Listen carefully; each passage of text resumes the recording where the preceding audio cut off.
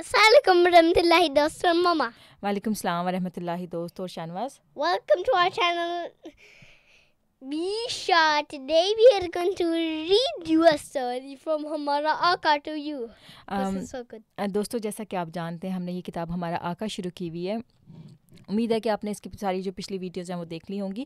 شانواز آج ہم اس کا جو پارٹ پڑھیں گے اپنے دوستوں کے لیے, اس کا ٹائٹل ہے چادر کے کونے. چادر کیا ہوتا ہے؟ مجھے نہیں پتا. شیٹس, اور کونے ہوتا ہے کارنر. ٹھیک ہے, تو اب دیکھتے ہیں کہ اس سٹوری میں کیا ہے. بسم اللہ الرحمن الرحیم. پیارے بچوں, ایک سال مکہ میں سیلاب آیا. سیلاب کیا ہوتا ہے؟ مجھے نہیں پتا. فلڈ, جس میں زیادہ سارا پانی آ جاتا ہے نا بارش کی وجہ سے, یا پھر سمندر سے بھی آ سکتا ہے. تو اس نے اس سیلاب کی وجہ سے خانہ کعبہ کی دیواروں کو بہت نقصان پہنچایا, کیونکہ جب دیواروں کے قریب پانی آ گیا تو وہ دیواریں جو تھیں وہ مٹی کی بنی ہوئی تھیں نا, مٹی اور گارا کی, تو وہ اس کو یعنی کہ ڈیمیج ہو گئیں وہ, اور وہ گرنے کے قریب ہو گئیں. چونکہ قریش کعبہ کو بہت مقدس سمجھتے تھے, اس لیے انہوں نے ارادہ کیا کہ اسے ڈھا کر دوبارہ مضبوط طریقے سے بنائیں. انہوں نے سوچا کہ اب یہ خانہ کعبہ کی جو والز ہیں یہ بہت زیادہ ویک ہو گئی ہیں, تو لیٹس ڈو ون تھنگ کہ ان ساری دیواروں کو گرا دیتے ہیں اور دوبارہ سے نئے سرے سے مضبوط والا بناتے ہیں, زیادہ سیمنٹ اور اس چیزوں سے. مگر ساتھ ہی ان کو یہ بھی اندیشہ ہوا کہ کہیں ایسا نہ ہو کہ اس کے ڈھانے کی وجہ سے ہم پر کوئی مصیبت آ جائے. اب آپ کو پتہ ہے نا شانواز کہ اللہ تعالیٰ نے حضرت ابراہیم کو کہا تھا کہ آپ خانہ کعبہ بنائیں اور میرے لیے ایک اللہ تعالیٰ کا ایک گھر بنائیں, اور حضرت ابراہیم نے اس گھر کو بنایا تھا. اب جب وہ خانہ کعبہ کی دیواریں کمزور ہو گئیں تو لوگوں کو ڈر بھی لگنے لگا کہ ایسا نہ ہو کہ ہم ان دیواروں کو گرائیں اور اللہ تعالیٰ ہم سے ناراض ہو جائے, کیونکہ اللہ تعالیٰ کو اس گھر سے بہت زیادہ پیار ہے. آپ کو یاد ہے کہ اللہ تعالیٰ نے وہ ابراہیم کے ساتھ کیا کیا تھا جب اس نے کہا کہ میں خانہ کعبہ کو گرا دوں گا, اور اللہ تعالیٰ نے کس طرح سے چھوٹے پرندوں کے ذریعے اس کو مار دیا, اس کے ایلیفینٹس کو اور اس کی پوری آرمی کو. تو اس لیے وہ لوگ بہت زیادہ ڈر گئے تھے. ولید بن مغیرہ, حضرت خالد رضی اللہ تعالیٰ عنہ, سیف اللہ کا باپ, قریش کا ایک معزز سردار تھا. سردار کہتے ہیں چیف کو, جو بڑا جو ہوتا ہے نا, ہیڈ ہوتا ہے اس کو. مگر وہ بہت بوڑھا پھونس ہو کر مرنے کے قریب ہو گیا تھا. اس نے سوچا کہ میں قبر میں پاؤں لٹکائے تو بیٹھا ہی ہوں, لاؤ میں کعبہ کو ڈھانا شروع کر دوں. اگر مر گیا تو کل نہ مرا تو آج مر جاؤں گا, کیا فرق پڑتا ہے, لیکن اگر بچ گیا تو قوم سمجھ لے گی کہ اس کے ڈھانے کی وجہ سے عذاب نہیں آ سکتا. تو وہاں پر ایک بوڑھا آدمی تھا, اس نے سوچا کہ میں تو آلریڈی مرنے کے قریب ہوں, تو اگر میں مر بھی جاؤں تو کیا فرق پڑے گا, لیکن اگر میں بچ گیا تو لوگوں کو یہ جو اس کا خدشہ پیدا ہوا ہے کہ خانہ کعبہ کو اس طرح یعنی کہ اس کو تعمیر کرنے سے کوئی عذاب آ سکتا ہے. یہ سوچ کر اس نے کدال اٹھائی اور خانہ کعبہ کو ڈھانا شروع کر دیا, یعنی کہ وہ گرانا شروع کر دیا. شام تک وہ ڈھاتا رہا. اس کی دیواریں اور قوم جو تھی وہاں پر لوگ کھڑے دیکھتے رہے کہ اب کیا ہوگا, اور ان لوگوں کو ڈر لگ رہا تھا کہ ایسا نہ ہو کہ دوبارہ پرندے آ جائیں یا دوبارہ کوئی ایسی مصیبت آ جائے ان پہ. اس رات مکہ کے سارے باشندے جاگتے رہے. باشندے کہتے ہیں وہاں کے جو رہائشی, وہاں پہ جو رہنے والے لوگ تھے نا وہ, اور منتظر رہے کہ اب ولید پر اس گستاخی اور بے ادبی کی وجہ سے خدا کا عذاب نازل ہوگا. مگر جب صبح کو دیکھا تو بوڑھا ولید خاصا بھلا چنگا صحن کعبہ میں کھڑا مسکرا رہا تھا. اس کا یہ تجربہ کامیاب رہا اور قریش کعبہ کو ڈھانے لگے. جب سارا ڈھا چکے تو دوبارہ تعمیر شروع ہوئی. قریش کے ہر ایک قبیلے نے اس نیک کام میں حصہ لینے کو اپنی سعادت سمجھا, اور بجائے معماروں کے قوم کے بڑے معزز سردار پتھر ڈھونے اور عمارت بنانے میں مصروف ہو گئے. تو ایسے ہوا کہ جب صبح ہوئی تو وہ جو بوڑھا آدمی تھا وہ تو مرا ہی نہیں تھا, اللہ میاں نے اس کو نہیں مارا تھا. تو اس سے ان لوگوں نے سمجھ لیا کہ اللہ تعالیٰ چاہتا ہے کہ اس جو خانہ کعبہ کی دیواریں ہیں اس کو زیادہ اسٹرانگ بنایا جائے, اور وہ جو ویک والی دیواریں ہیں ان کو گرا کے اچھا بنایا جائے بہتر. تو اس لیے اللہ میاں ان سے ناراض نہیں ہوا. تو انہوں نے اس کے بعد سارے جو بڑے ہیڈز تھے وہاں پر وہ آئے اور سب نے مل کر خانہ کعبہ کی تعمیر کرنا شروع کی. معززین قریش کے ساتھ وہ ہاشمی نوجوان بھی شریک تعمیر تھا, جسے آگے چل کر افضل الرسل, خیر البشر اور خاتم النبیین ہونا تھا. جب سارے کے سارے وہاں پر خانہ کعبہ میں بڑے بڑے لوگ جو اعلیٰ وہاں پر سردار تھے وہ خانہ کعبہ کی تعمیر کر رہے تھے, اس میں ایک اور نوجوان بھی تھا. نوجوان کہتے ہیں ایک ینگ لڑکا بھی تھا. پتہ ہے وہ کون تھے؟ کون؟ حضور صلی اللہ علیہ وسلم تھے. کام پورے اطمینان سے ہو رہا تھا اور قریش کے تمام معززین نہایت ذوق و شوق سے اس میں حصہ لے رہے تھے کہ یکایک اس زور سے ایک ایٹم بم گرا کہ قریب تھا کہ مکہ کی ساری آبادی اس میں آ کر ہلاک ہو جاتی اور کعبہ کی دیواریں مردوں کے خون سے رنگین ہو جاتی. ایٹم بم کیا ہوتا ہے شانواز؟ مجھے نہیں پتا. ایک بہت بڑا بم ٹائپ کی کوئی چیز گر گئی اور لوگ پریشان ہو گئے کہ بم یعنی کہ وہ بم. Bomb? ہاں جی. اور لوگ Like TNT? ہاں جی اور لوگ پریشان ہو گئے کہ اگر یہ خانہ کعبہ پہ گر جاتا تو سارے کے سارے لوگ جو ہے اس کی خون سے یہاں پر خون ہو جاتا ہر ایک کا. اور ہوا یہ کہ پتہ ہے وہ کیا تھا, وہ بوم نہیں تھا, وہ اصل میں ایک پتھر جو اللہ تعالیٰ نے آسمان سے بھیجا تھا. اور اللہ تعالیٰ نے پھر اس کا نام کیا تھا, حجر اسود تھا. ماما نے آپ کو ایک دفعہ بتایا تھا نا کہ اللہ تعالیٰ نے آسمان سے ایک پتھر بھیجا تھا جو خانہ کعبہ کے اوپر رکھا جاتا ہے. ہوا یوں کہ حجر اسود ایک مقدس پتھر تھا جو دیوار کعبہ میں لگا ہوا تھا. جب اسے اس کی اصل جگہ رکھنے کا وقت آیا تو ہر ایک قوم کے سردار نے کہا کہ میں اس متبرک پتھر کو اس کی جگہ پر نصب کروں گا, اور کسی کی مجال نہیں جو اس شرف کو مجھ سے چھین سکے. اب وہ جو پتھر تھا جو حجر اسود اس کا نام تھا, اب ہر کوئی چاہتا تھا کہ وہ اس پتھر کو ہاتھ لگائے, اس کو اس کی جگہ پہ رکھے. اب لیکن اس طرح سے تو نہیں نہ ہو سکتا تھا کہ ہر ایک اس کو ہاتھ لگائے اور اس کی جگہ پہ رکھے. تو اس کے لیے کوئی بہتر فیصلہ کرنے کی ضرورت تھی. پھر کیا تھا, آن کی آن میں سارے مکہ میں آگ لگ گئی. ہر قبیلہ شیر کی مانند بپھر گیا, ہر کوئی لڑنا شروع ہو گیا. اور وہ لوگ تو پہلے ہی اتنے جھگڑالو اور لڑاکے طبیعت کے تھے, اور لڑنا شروع ہو گیا کہ میں نے یہ پتھر رکھنا ہے, میں نے اس کو ہاتھ لگانا ہے.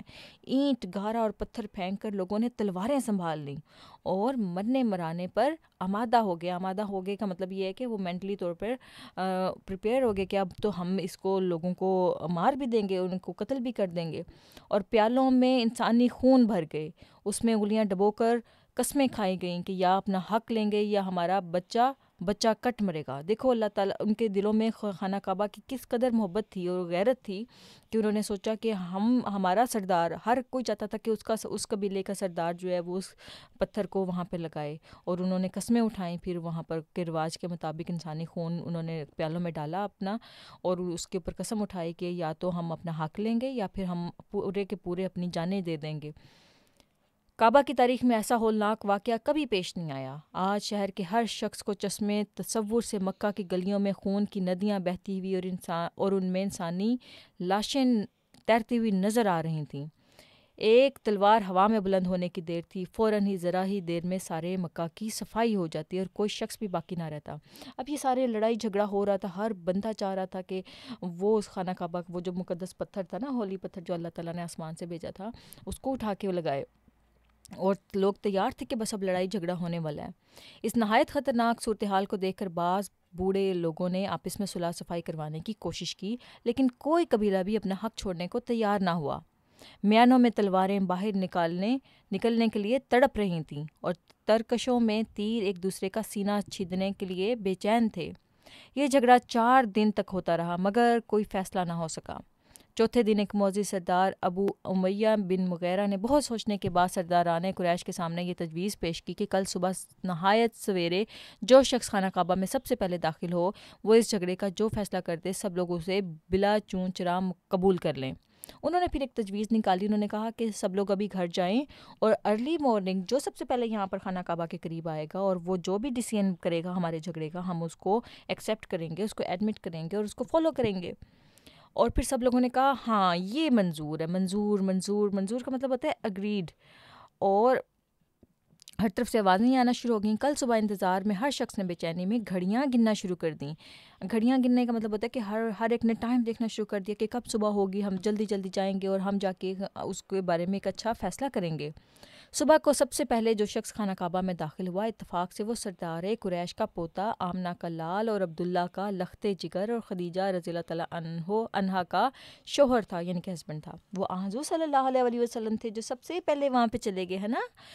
لوگوں کے چہرے محمد صلی اللہ علیہ وسلم کو دیکھتے ہی فرت مسرت سے روشن ہو گئے. اب ہر کوئی خوش ہو گیا کہ یہ, اور سب نے سوچا کہ حضور صلی اللہ علیہ وسلم تو کبھی جھوٹ نہیں بولتے اور کبھی امانت میں خیانت نہیں کرتے, تو حضور صلی اللہ علیہ وسلم جو فیصلہ کریں گے وہ ہم سب کو منظور ہوگا, کیونکہ حضور صلی اللہ علیہ وسلم بہت کائنڈ تھے, ہے نا. ہر ایک کا وہ خیال کرتے تھے اور وہ کبھی کوئی ایسا فیصلہ نہیں کرتے تھے جس میں اپنی ذاتی غرض شامل ہوتی تھی.